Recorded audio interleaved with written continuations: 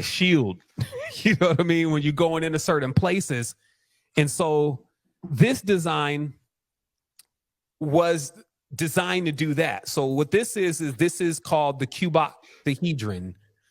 And first, on the top of it, it contains a metamaterial pattern which charges what's inside. This material is also doped. It's basically a doped material, and this means that it's actually conductive, right? And then inside actually lies the resonator. So each box is set in an array, so it has a serial number here that basically allows us to understand where this unit actually is in the array. And then the main component is this inside. And what this is the magnetic field is perfectly balanced. And it also contains precious metals, if you may. There's titanium, and this was titanium, cobalt. There's iron, zinc, copper, and bismuth, which is a non-attractive magnet, right? And this device is basically just held in the hand. And you'll notice that, like, when you're doing anything, that you start feeling like a web. You'll notice that when you start building up your energy field, the first feeling is like a web. It almost feels like a web on your face. And what that is that same field I showed with the torus, it pushes out from your body. It's actually supposed to extend quite far from your body when your Merkaba, quote unquote, is completely activated. But in this case, this harmonizes and stimulates the field. So it's more of like something that when you're thinking or when you're talking, you know, you use this to basically maintain the field that's around you, right? So this is what I call spiritual technologies, right? And no telling what kind of flack I would get if, you know, I start, because they're like, oh my goodness, Sevan's already do, you know. But at the end of the day, like, what I will do is I will, me too, I will basically take all of the knowledge, because for me, I started getting to this point, especially after like my 8th year. And I was like getting all this knowledge that was about like the beyond. And I started asking myself how much of this knowledge I was able to apply in the physical reality. And I told myself that I needed to start basically making my consciousness, higher self or whatever, give me knowledge about things that were going to assist me in this reality. Because it seemed like it always loved to go into like the other planets and stuff. And don't get me wrong, I love the knowledge and everything, but I will often find when I will wake up that there would be nothing that I could actually come into the reality and help myself with specifically. And when I asked about that, I was told because that's how I was focusing my energy. So I started focusing my energy on getting knowledge about higher things that could be applied in the reality right now. And this is what came to me, but I had to build it. And because in the first phase, I was like trying to get people to understand what I was trying to build, like engineers and CAD guys and stuff. And all I was doing was ending up with a bill and not what I wanted. So then I started, of course, in the process of training myself. That's why you always see some machine around me or 3D printer or mill or something like that, because I'm fabricating constantly. Like I'm always making and creating, shaping and forming and fashioning different things to see what is the potential of the energetic fields, because I know the reality contains what I call power gloves. These are quirks in the reality. Like we had one before where I had this house in the room, there was a dome in the room was domed.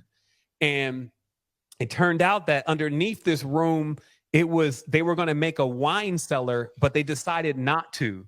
But the area was still hollow, and you never knew it because they put a floor over it. But somehow when you got in a certain point of this room and you talked, you couldn't hear your voice, but the person in the room could. And it was like you were talking in their head. This is known to happen. It's like an acoustic thing, and it happens at a sweet spot in the curve. And so those kind of things and many more piqued my interest to realize that, hey, these folks be running around here acting like they discovered everything already, but really they haven't. After all, they're pretty ignorant. So if you crack into the knowledge, don't think that you're not going to potentially discover something that nobody has ever found out, because they're constantly hiding any of this stuff, right? So it's just that awareness that, once again, that, you know, we're not only able to create, But like I said, I also have even been able to create these things and bring them out to humanity. And these are the things that we're going to be giving away. In fact, we're going to be giving away two cubac theedrins, 2 watches, and then I'm also going to be giving the generative AI course away that I did, because it would teach a person how to do everything with making the images, how to even do the video thing. You know, I want to link up with you too, because we talked before about, you know, at least sponsoring some of this stuff and putting it on the channel. And but I just need to know, of course, what resonates right with you. And, you know, I just want to just spread the knowledge more and spread these gifts more. And this stuff happens for me because I also remember I'm literally in the jungle, so I have no real distraction like that. So I have a lot of time to really, like, I could tell you that somebody would spend probably at least 10 years trying to make this. Like, at one point, we was always like, when we were in, again, I speak in a collective, when we was engineering this, I often thought, like, man, you know, somebody could take my design, right? And it's so hard to crank one of these out. I thought that I'd be flattered if somebody did, because even the moment they got to the bezel, they'd be like, oh man, we ripped it up, broke it up. You know, so anyway, I just was, like I said, it's a lot of things that you can create when you have the time to, right? Yeah, so, definitely. Oh man, well, last question, Sevan. Like I said, we definitely got to do a part 2. We going on 5 hours, brother. We go small things to a giant. We go to 5 hours. Listen, all right, last question, brother. If we're analyzing this thing we call life in terms of a video game, and you know, I'm gonna reference Mike Tyson's Punch Out since I'm an 80s baby. You know, you got the first fighter, second fighter, third fighter. The last fighter was Mike Tyson. Glass Joe first. Glass Joe was the first fighter. Joe was the first fighter. Last fighter was Mike Tyson. Real hard to beat for a lot of people. A lot of people to this day never beat Mike Tyson. Yeah, they never got past Ball Bull. Yeah. The second Ball Bull. If we're looking at, you know, let's say the Great Mother, and this is her video game that she's playing, not just Earth, but the whole universe. It's a video game that's being played by the Great Mother, and there's different levels. Would you say Earth is the last character, the Mike Tyson? Is it the most difficult level in the video game because it's the most dense, the most advanced souls make it here, because it's the most, I mean, this shit, you come here, you got amnesia, you might have a mother that's a crackhead, then you might get tortured, then you might go through trauma, then after that your baby mama cheat on you, then after that your kids are bad, like anything can happen. That's the point. Infinite possibilities, anything can happen. You lose your memory, you forget who you are, simultaneously you're being brainwashed.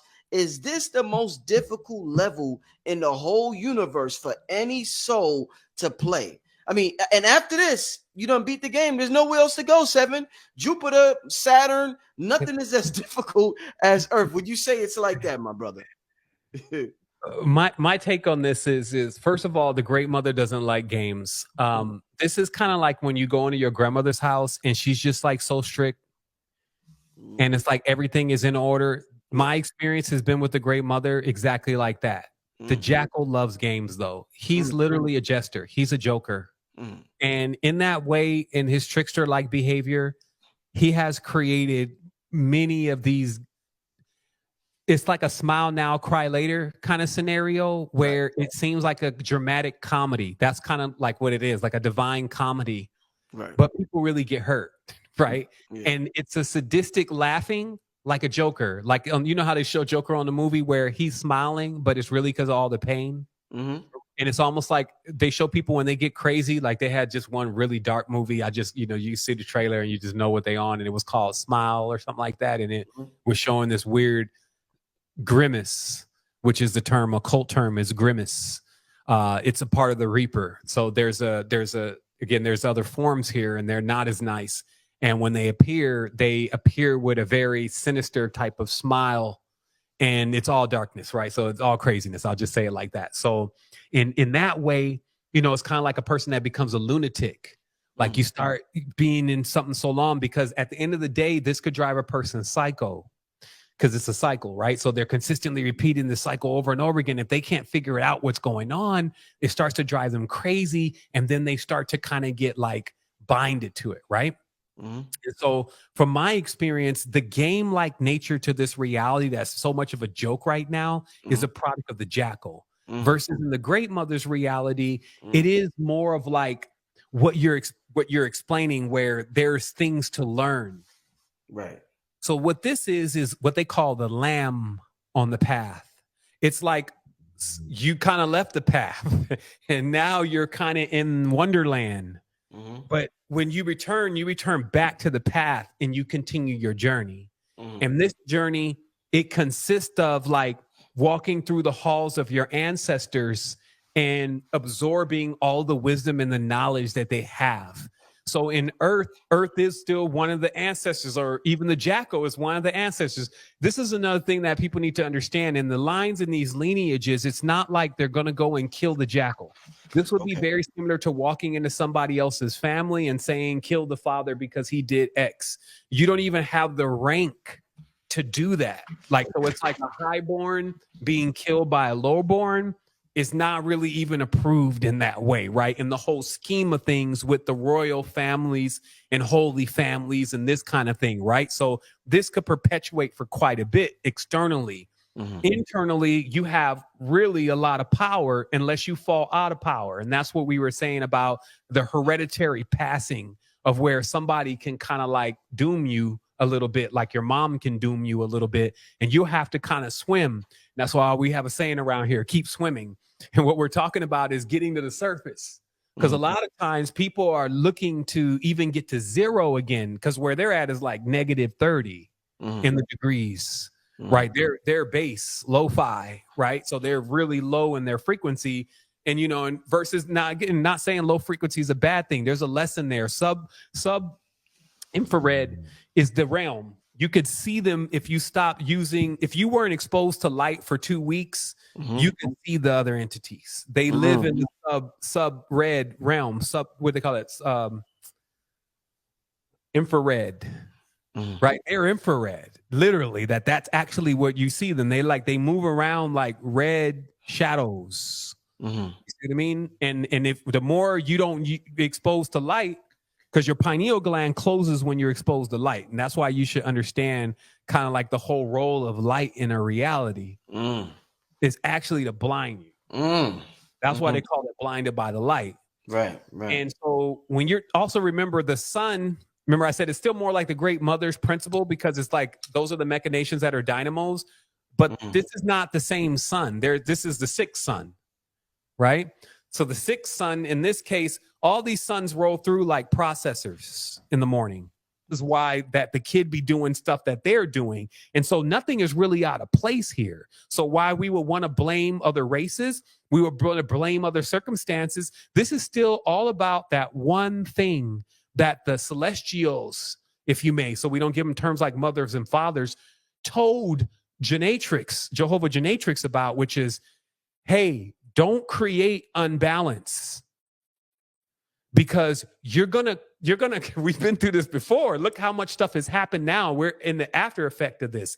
And if you don't think that that's the truth, you can definitely say that kid that ends up lighting somebody up with a rifle or whatever is a product of generally a man or a boy that does not have a mother or does not have a father or does not have a family. And so all we're really doing here, and I'm still looking for this bas relief, by the way, that's what I'm looking for. And so all we're really doing here is we're restoring the family, but the family has got beef, right? The family is always arguing. The number one question that's always asked to me is that my mother or somebody close to me in my family is not listening to this knowledge, and I'm tired of dealing with them. What should I do? And I'm pretty sure that's probably a question you get a lot. So you can see it's inherent and resident inside of us to constantly being conflicting with our families all the time, right? And that lets you understand the condition of the spirituality. And because of that condition, you have now a predator. something that is preying on this vulnerability, preying on this weakness. Because see, the family structure, like, you know, the women get tired because they don't have the grandmothers there. The kids don't get educated because they don't have the whole village. So you got, you know, to raise a child, it takes a whole village, right? So because when you don't have that, shit's going to happen because you don't have that. Don't think that just because you don't have that, everything is going to be okay. Now you're going to end up going through this whole process. And so all of the bad things, quote unquote, that we're seeing happening is based on the ignorance of us actually bringing children into the world, that even it got to a point where people were selling their own children. They were bartering their children with spirits. You can have the child, 2 childs in the generation if you give me riches this life. So they were doing all types of horrid things with their fruits.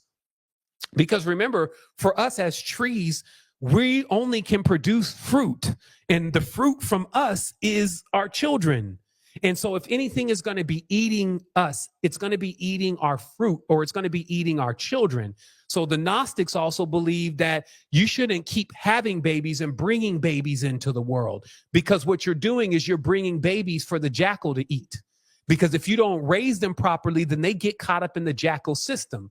So they extract all the magnesium off for all the stuff that you're using magnesium for, generally from the water, not from the earth. There's way more than enough there. It has all of the cell salts, all of the, you know, it's got a full stack of all the salts. So as you go out there and you soak, you connect. If you go back if the tide pulls all the way back, which is called low tide, and you go out in there, where you're going is now where they can actually communicate, meaning that ancestors and everything, that's where they stop. They don't get beached, meaning that no aquatic being with the right sense goes any further than where the tide pulls back completely. So right there is the line. And then that zone, and I've talked about this before, between the low tide and the high tide, that is called the gray area. This is the same thing that they're exploiting in the reality. There's always a gray area where there's like a margin zone where it's kind of like anything goes in between the shore and, you know, where the first entry of that is, right? So yeah, hopefully that, you know, you'll be able to take this knowledge and this wisdom and let it turn infinite wheels. Because for me, like, I can roll through all of this and for infinitely, because I have infinite wheels, because my knowledge is not, it doesn't have any gaps in it. So there's nothing that I'm still trying to like technically figure out. And because of that, I'm able to go deeper. But every time I go deeper, I do learn something new and I do figure something out. And that's why I realized that what we had done is we basically use knowledge as like a fuel supply. And that's what I was saying. And maybe you mentioned it before. See, the technology, of course, is plagiarized from spirituality. But if spirituality is really like has to do with the stars, then technically all we were really doing before there was TV or any of this or light pollution was we was just interfacing with the stars. And you go and find out that most of it was still a lot of the you don't know really what the matriarch was doing, because they buried and destroyed a lot of their knowledge, or it was never written, because they're the original Kabbalah. They didn't never say the words. Everything was in tone, right? So basically it's like, just like you can see how society has been rolling. And then you can see how, like I said, that there is a direction that you shouldn't go, if you may.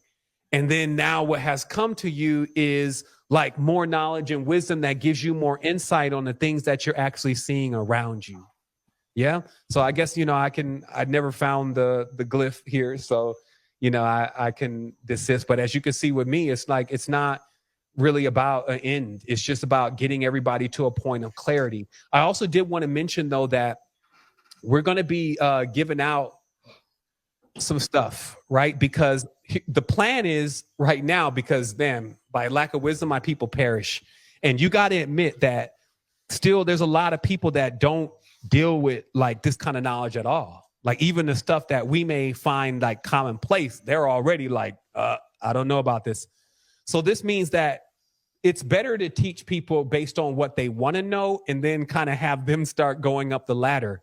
And that's why I find that if long as they can get the truth, this could be potentially a game changer. Like if we can rally all the Indians, there's a lot of them. Don't let me get some of the black Chinese. You know what I mean? I'm just saying, like, if it gets to the people, the knowledge in their language, because remember that whole thing, let us go down and confuse them. I explained that in the last episode, was them confusing the language. And this is why it's important to go in the last episode, because I broke down more of Jackal's workings. But the confusion of language is what has got us all separate, because if I go up into another country and I'm trying to explain this and I can't speak their language, I'm dust. Now, also, because I'm talking about high occult matters, unless I know the right words to translate what I'm saying to in their language, now they're really lost. Like some folks are still barely hanging on right now. Imagine if I'm trying to speak this in Mandarin, I'm trying to find a word for Marduk in Mandarin or some kind of cognate. I'm not going to be able to find it. So what we've done is that we've deployed the system in order to be able to bring more people into the awareness of spiritual knowledge. And that's why I said before, if I had everybody with me, then it would actually make a huge impact. And then so what I got to do at times, though, is see, okay, how is that going to be something that everybody wants to participate in? And so, because, you know, there tends to have to be some kind of playing like, you know, that's Lex Friedman, basically, that can put them onto it. And they're re-engineering their characters. Like they re-engineer themselves from a nerd like Bezos. Now they, you know, they will choke you out on the mat. You see what I mean? And it's just like when you can get like Elon and Zuckerberg and a few others, maybe Sam Altman and a few others, Samuel Altman, Altering Men. If you get them into all one room with each other, they're pretty much controlling the entire reality and your children alike. You see what I mean? And do you think that it's going to be one man speaking one language in a guttural tone and doesn't even know the mysteries that is going to be able to release all of the souls that are consistently being they take the souls from the mother, just like there's fishing ocean out of the sea, fishing fish out of the sea, fishing, taking stuff off the trees, drilling stuff out of the ground. So that's all of the mother right there, right? Like I talked about earlier. So what do they do with that? They take and they exploit it. And we don't have like, who do you have? Tell me who I can call that I could say, look, I got a valuation right now, 26 million. I'll give you 10% for 5 million on this so I can scale it. I wouldn't be able to call one person that I know or that is anywhere near this to be able to do anything. You see what I mean? And so that tells you it all right there. and so I'm just that one in this. As I said before, 10, 22, 78. That's your entire, that's 10 on the major arcana, the minor arcana, and the whole deck. That's JEB, which is Jachin, Eva, Boaz, the third. I've been 3 times around the arc. You see what I mean? My mother is Rahima. Her father is Joseph Henry Lyons. The queen's father is Joseph Henry Lyons. So what's going on here? Am I to then perceive that the entire matrix is simply designed around making puns and jokes of me because my names and numbers are surrounded by all of the occult principles of the reality? Or would you find that same thing to be true with you if you really understood how to dissect and then put back together your life?